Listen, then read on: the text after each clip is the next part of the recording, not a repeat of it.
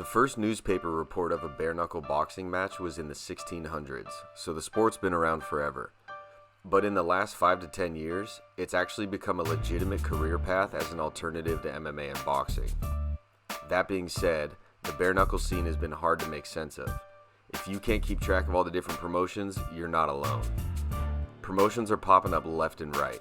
You got Mayhatch Fighting Championships, Bare Knuckle Boxing, Ultimate Bare Knuckle Boxing, Bad to the Bone Bare Knuckle, the list goes on.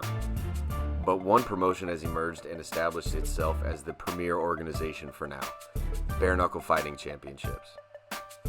With big name signings, high fight purses, and a successful partnership with streaming service DAZN, BKFC is the best bare knuckle promotion currently, in my opinion.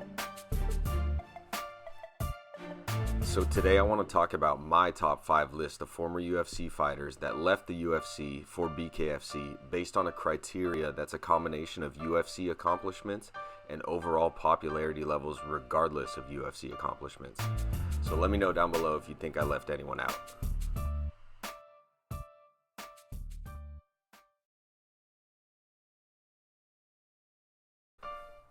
Leben fought in the UFC from 2005 to 2013. In this time, he went 12-10 after starting 5-0. He's most known for his time on the inaugural season of The Ultimate Fighter, where he became popular for having a few screws loose and his willingness to slug out tough fights. Leben's last fight in the UFC came in 2013. At this time, he had lost 4 fights in a row and had been taking some serious damage. So in early 2014, he officially announced his retirement from MMA. But he made a comeback in 2019, signing with Bare Knuckle Fighting Championship after roughly 5-6 years of retirement. His career in BKFC was short but successful. He went 2-1 before retiring from combat sports altogether in 2021.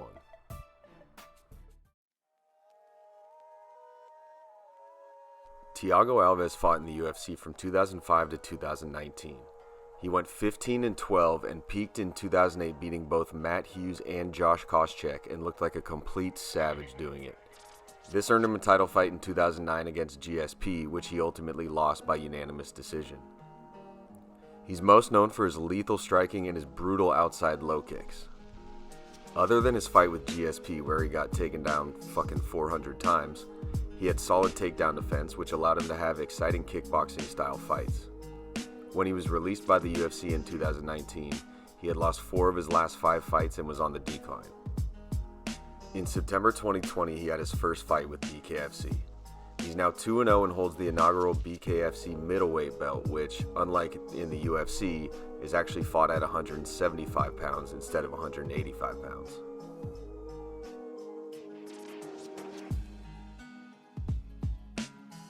Mike Perry fought in the UFC from 2016 to 2021.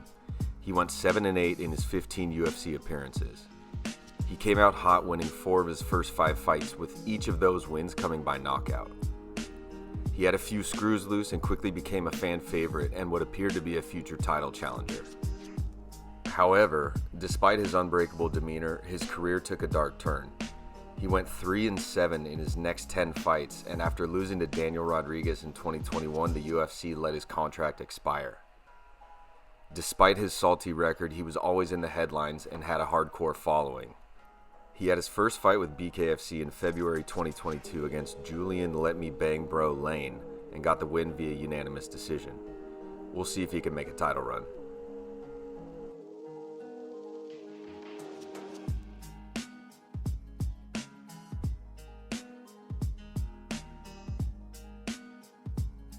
Paige VanZant fought in the UFC from 2014 to 2020. She went 5-4 in her tenure with the promotion, but started off by going 3-0, finishing all 3 of those opponents. Combine this with what we'll just call marketing appeal, she quickly became a star. However, she then went on to trade wins and losses until she became a free agent in 2020. It's unclear if the UFC tried to re-sign her when she chose to test free agency, but either way, she chose to sign with BKFC and is now making far more money there than what she was making in the UFC. She debuted for BKFC in early 2021, losing to Britton Hart, and then lost her second fight to Rachel Ostovich. Despite starting off 0-2, She says she's still 100% committed to bare knuckle boxing and is already working on a contract extension with BKFC.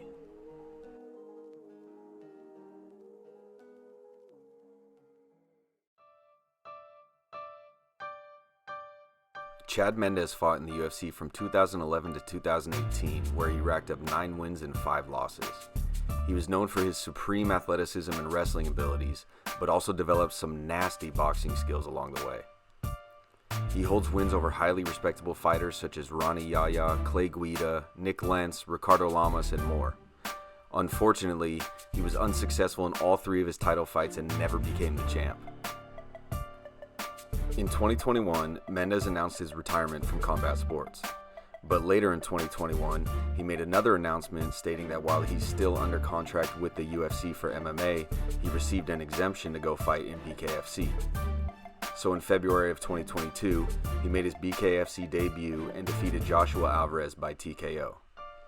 If he chooses to keep competing in bare knuckle, I'm not sure who beats him.